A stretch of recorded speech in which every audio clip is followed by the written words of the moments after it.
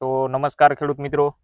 આપણે ઘણા ખેડૂત મિત્રોની કોમેન્ટ હતી કે તમે તલના વિડીયો બનાવો, તલમાં ઘણા પ્રશ્ન છે. તો આજે આપણે મામાની વાડીએ છોટિયા તલનું વાવેતર કરેલું છે, ત્યાં વિઝિટ ઉપર આવ્યા છીએ. તો મામા પાસેથી આપણે પહેલાં થોડીક માહિતી લેવી, પછી આપણે જણાવીશું કે કેટલા દવાના રાઉન્ડ કર્યા, કેટલા દિવસના તલ થયા, એ બધી માહિતી આપણે લેવી. તો મામા, આ તલ રહ્યા એ કેટલા દિવસના છે ટોટલ અત્યાર સુધી? ઉગ્યા નથી. 35 જમણના. તો ટૂંકમાં 35 જમણના હોય તો ઉગ્યા કેટલા દિવસે? 8-10 દિવસે. 40-45 દિવસના ટોટલ થયા ને વાવેતર કર્યું ત્યાંથી. તો ખેડૂત 10 તારીખે વાવ્યા હતા આપણે. તો 10 તારીખે વાવેતર કરેલું હતું, જે આ એપ્રિલ મહિનાની 10 તારીખ આવે ત્યારે 2 મહિનાના થાય. વાવણીથી આપણે સમય કેવી છે તો કોરવાણ કાઢ્યું ત્યાંથી. અને આમાં તમે અત્યાર સુધીમાં 35 દિવસના તલ થયા ત્યાં સુધીમાં તમે કેટલા પાણીના પિયત આપેલા છે? 4 પિયત આપ્યા. 4 પિયત આપેલા છે ટોટલ. ઉગ્યા પછી તો ખેડૂત મિત્રો 4 ટોટલ પિયત આપેલા છે. અને હવે 3 દવાના રાઉન્ડ માર્યા છે. 3 દવાના રાઉન્ડ માર્યા છે. તમે કેટલા દિવસનો અંતર રાખીને આમાં દવાનો રાઉન્ડ? 8-10 દિવસ એનું કઈ નક્કી ન હોય. 8-10 દિવસ. તો તમે કઈ કઈ દવાનો ઉપયોગ કરતા હતા કે આમાં કઈ આવી રોગચાળો હોય? મસલીની હોય ને થરીપની ને એવી. મસલીની થરીપની છે, કુળેપની છે, એવી બધી દવાનો ઉપયોગ કરેલો છે. ને સારી એવી હજી હાઈટ છે. 2 ખેલ ખાતર, 2 ઉરિયા નાખ્યો અને 2 વખત તો ખાતર આપેલું છે. ખાતર આપ્યા બાદ તમે એક પિયત આપ્યું? હા, ખાતર નાખીને તો આ પાયો હોય. તો ખાતર નાખ્યા પછી પણ એક પિયત આપી દીધું છે અને આપવાનું છે. અને એક પિયત આપવાનું છે. મારા અંદાજ મુજબ અમારે હમણાં થોડીક વાર પહેલા વાત થઈ કે હવે અંદાજિત 40-45 દિવસ સુધી તલ ઊભા રહેશે અને હવે કદાચ 2 થી 3 પિયતની જરૂર પડશે. પાણી હોય તો સારે પવાય. હા, પાણી હોય તો પીવે. થોડીક અછત છે અત્યારે હાલમાં, પાણીની થોડીક અછત છે. એટલે 2 થી 3 પિયત તો સામાન્ય અને આપવા પડશે, નકર ઉત્પાદન એટલું નહીં મળે. અને અત્યારે મેં જોયું કે સફેદ માખીને એવું થોડુંક એટેક વધારે છે. સફેદ માખી ઘણી દેખાય છે. મેં આમાં બધી વિઝિટ કર્યું એટલે અમને ખબર પડી. અને ઘણા ખેડૂત મિત્રોને એવો પણ પ્રશ્ન હતો કે અમારે તલ પીળા પડે છે તો એનું શું કરવું? જે સાંજે પણ ઘણા ખેડૂત મિત્રોની કોમેન્ટ આવી હતી કે તમે એના વિશે વિડીયો બનાવો. અમારે તલ 35 દિવસ આજુબાજુ, 40 દિવસ આજુબાજુ થઈ ગયા છે અને તલ પીળા પડે છે હજી પિયત આપ્યા બાદ. તો એ ખેડૂત મિત્રોને હું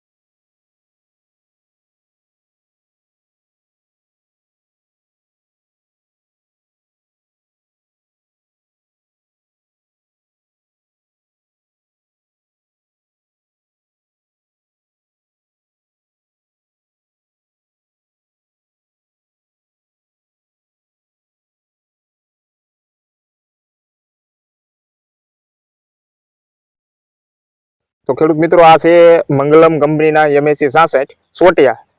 તે સોટિયા પ્રકારનો છોડ થાય છે, પણ આમાં મને ડાળીવાળા ઘણા છોડ જોવા મળેલ છે. તમે જોઈ શકો છો આ જે ડાળીની શાખાઓ છે મંગલમના MSC 66 છે, અને ઘણા એવા છોડ છે. છકડી તલ છે, પણ ડાળું મને આમાં ઘણા છોડમાં દેખાય છે. કોઈ ખેડૂત મિત્રોએ MSC 66 નું વાવેતર કરેલું હોય તો મને નીચે કોમેન્ટ કરીને જણાવજો કે તમારે આવો કાંઈ પ્રશ્ન છે કે નહીં. અત્યારે મેં જોયું ઘણાય છે એવા, અને બૈડા પણ સારા છે, એવું નથી કે બૈડા નથી. હું તમને બૈડા પણ બતાવવાનો પ્રયત્ન કરું. બૈડા પણ બેસવાની શરૂઆત થઈ ગઈ છે, તમે જોઈ શકો છો. આ છે સાહે વાવેતર કરેલું, અને આ સાઈડ જે જમણી સાઈડ તમને દેખાય એ છે હેમર ટાઈપ વાવેતર કરેલું છે. જોઈ શકો છો તમે. આમાં ટોટલ 5 પિયત અત્યાર સુધીમાં આપ્યા છે, કોરવાણથી માંડીને અત્યાર સુધીમાં, અને ટોટલ 45 દિવસના તલ થયા છે વાવેતર કર્યું ત્યાંથી. તો તમે જોઈ શકો છો. ને હવે તમારે કાંઈ એવો તલનો પ્રશ્ન હોય તો મને નીચે કોમેન્ટ કરીને જણાવજો, તો આપણે એના વિશે પણ વિડીયો બનાવીશું. અને આપણે હવે રેગ્યુલર વિડીયો બનાવતા રહીશું. ઘણા દિવસથી આપણે વિડીયો પણ નથી મૂક્યો. અંદાજે 20-25 દિવસ જેટલો ટાઈમ થઈ ગયો છે. જીરાની સિઝન ટૂંકમાં પતી પછી આપણે વિડીયો બનાવ્યો નથી, અને એટલો ટાઈમ પણ નહોતો, કેમ કે માર્ચ મહિનો એન્ડિંગ હતો, એટલે અમારે શું હિસાબ ને એવું બધું હાલતું હોય, એટલે આપણે વિડીયો નહોતો બનાવ્યો. પણ હવે આપણે રેગ્યુલર અપડેટ રહેશું, અને આ સોટિયા તલનો જે સકડી તલ છે એનો પણ વિડીયો બનાવીશું, અને ડાળુવાળા તલ છે એનો પણ વિડીયો બનાવીને મૂકતા રહેશું. તમને તલની હાઈટ પણ બતાવવાનો પ્રયત્ન કરું. થોડોક આમાં સફેદ માખી અને એવો એટેક છે અત્યારે મેં જોયું, ને ફ્લાવરિંગ પણ સારું છે, તમે જોઈ શકો.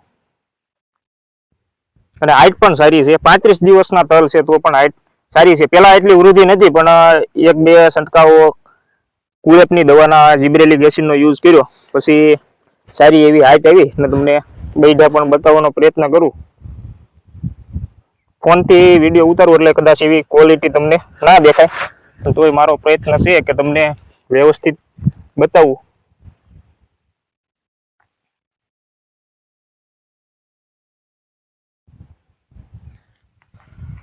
કોઈ ખેડૂત મિત્રએ MSC 66 તલનું વાવેતર કર્યું હોય તો એ મને ચોક્કસ નીચે કોમેન્ટ કરીને જણાવજો કે તમારે તલ કેવા છે.